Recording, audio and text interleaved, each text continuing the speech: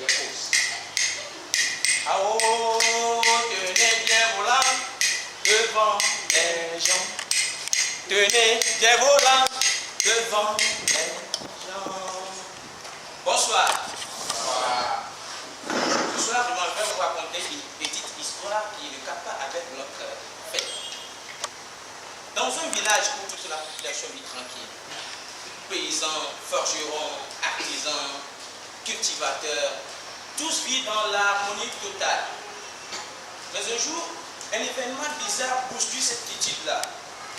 En effet, Bakary, le bûcheron, entre dans la forêt d'à côté pour chercher du bois mort qu'il vend au marché du village, mais il n'est jamais ressorti de cette forêt-là. Le soir venu, toute la population s'est réunie. Ils se sont retrouvés dans la forêt. Avec des flambeaux à la main, ils ont crié le nom de Bakary. Bakary, Bakary, Bakary, Bakary, Bakary par-ci, Bakary par-là. Point de Bakary. Alors, ils se sont retournés chez eux, dans la ferme conviction de revenir le lendemain matin pour continuer la recherche. Le lendemain matin, c'est les vêtements de Bakary qu'on a retrouvé accrochés à un arbre à l'entrée de la forêt. Les vêtements déchirés et ensanglantés. Alors là, ils ont compris que Bakary est mort.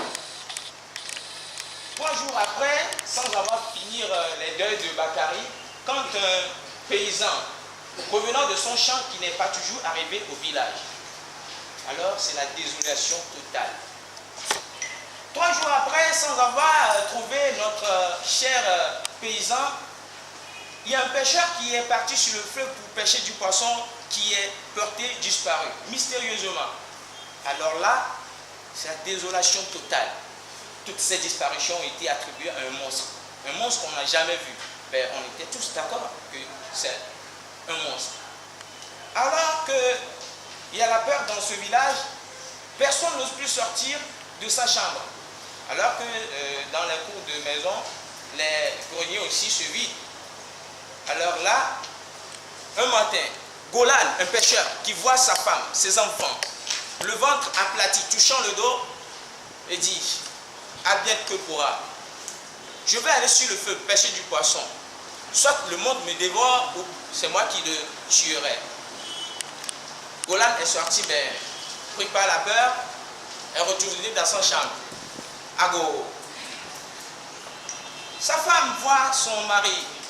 Oh, mon homme, tu as voulu sauver la vie de ta famille. La peur t'a bloqué. Moi, femme, je t'encourage. Je t'apporte jusqu'au niveau de la rivière pour aller pêcher du poisson. Alors là, la femme tient la main de son homme et ils sortent de la chambre. Bientôt, c'est les enfants qui roulent par terre, suppliant Golan. Golan n'y va pas. Maman n'a même pas de Golan. Il est l'unique père pour nous. Et si tu l'accompagnes, toi aussi, tu risques de perdre ta vie. La femme est plus que décidée. Là, il a injecté ça à son homme et l'homme aussi est plus que décidé.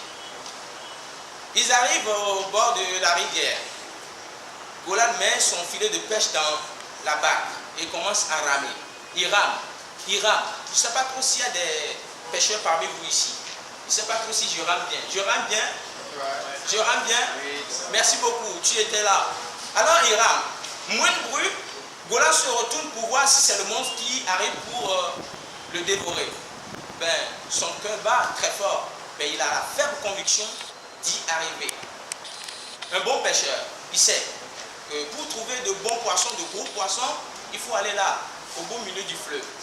Et il y est arrivé. Il a lancé son filet et il attend. À un moment donné, il soulève le filet là et il a remarqué que ça pèse lourd. Il a tiré, il a vu qu'il a trouvé un gros poisson comme ça. Ouais, je ne peux pas réduire la forme de mon poisson, un gros poisson comme ça. Il met le poisson dans la barque et commence à ramer au sens inverse. Et bien, au bord de la rivière, c'est toute la population du village qui attend le retour de Golan. Golan, il rame. À moins de bruit, il se retourne pour voir si c'est le monstre qui voulait l'attaquer. Arrivé à un niveau de la rivière, le poisson ouvre sa gueule et dit, libère-moi. Libère-moi. Et là, Golan a pris son cœur entre ses deux mains. Tu ne peux pas me défendre. Tu ne peux pas me tuer, tu ne pourras rien me faire. Reste là. Arrivé encore à un niveau, la poisson ouvre sa gueule maintenant et dit, Golan, libère-moi. Ah bon, tu connais aussi mon nom. Oui, je connais ton nom. Libère-moi et je ferai de toi l'une de ces trois choses. Si tu me libères, je peux faire de toi l'homme le plus sage du monde. Si tu me libères, je peux aussi faire de toi l'homme le plus riche. Et je peux aussi faire de toi l'homme le plus intelligent si tu me libères. Choisis et libère-moi et tu seras ce que tu voudras.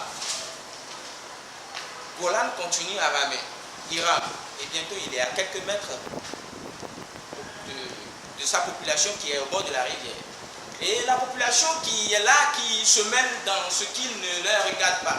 Et d'autres qui disent, hé Golan, choisis la richesse. Et Golan dit, mais arrêtez. D'autres qui se gesticulent, Golan, choisis l'intelligence. Si tu sais, ne me troublez pas, restez tranquille. Et d'autres qui disent, Golan, choisis la sagesse.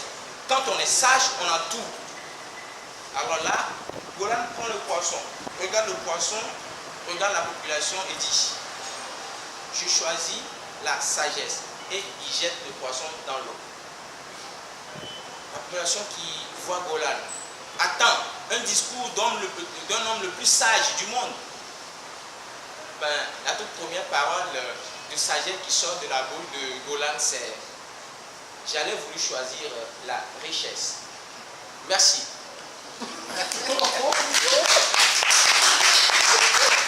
Mon